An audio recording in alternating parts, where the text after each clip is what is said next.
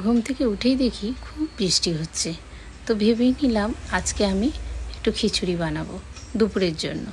নমস্কার বন্ধুরা, আমি উমাপাল চলে এসেছি আজকেও একটা ব্লগ ভিডিও নিয়ে তোমাদের সামনে শেয়ার করতে। আমি আজকে গোবিন্দভোগ চালের আর মুগ ডালের খিচুড়ি বানিয়েছি, ভোগ স্টাইলেই একটু বানিয়েছি, যেহেতু নিরামিষ। তো দেখতেই থাকো তোমরা আমার রেসিপিটা, আর কেমন লাগলো সেটাও জানাবে। শেষ পর্যন্ত দেখে আমাকে একটা কমেন্ট করবে, আর কারা কারা আজকে খিচুড়ি খেয়েছো তারাও জানাবে। তো আমি এখানে প্রথমে যতটা চাল ততটাই ডাল সমান সমান করেই নেওয়া হয়েছে। গোবিন্দভোগ চালটাকে আমি ধুয়ে পাশে রেখে দিয়েছি, আর মুগ ডালটাকে শুকনো খোলায় নেড়ে নিয়েছি, যেটা যেন না পুড়েও যায়, একটুকু দাগ লাগেনি।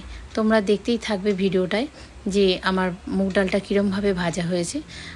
তারপরে আমি জল দিয়ে ওটা ধুয়ে নিয়ে আমি পাশে বসানো ছিল আমার হাঁড়িতে।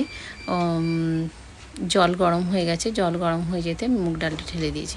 মুগ ডালটা ঢেলে দেওয়ার পর একটা যখন ফুট হয়, ফুটের পর আমার ওভেনটা নিভে যায়। তারপরে আমি আবার ওটা অন করে, আমি যেহেতু একটা ফুট আমার হয়ে গেছে মুগ ডালে, আমি তখন গোবিন্দভোগ চালটাকে তুলে দিই।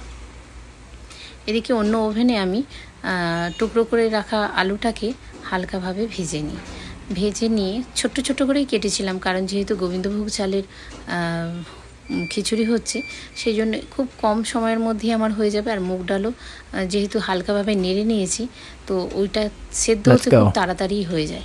তো আমি তেলটাকে ভালো করে গরম করে নিয়ে আমি আলুগুলোকে ভেজে নিই। আমি চাল আর ডালের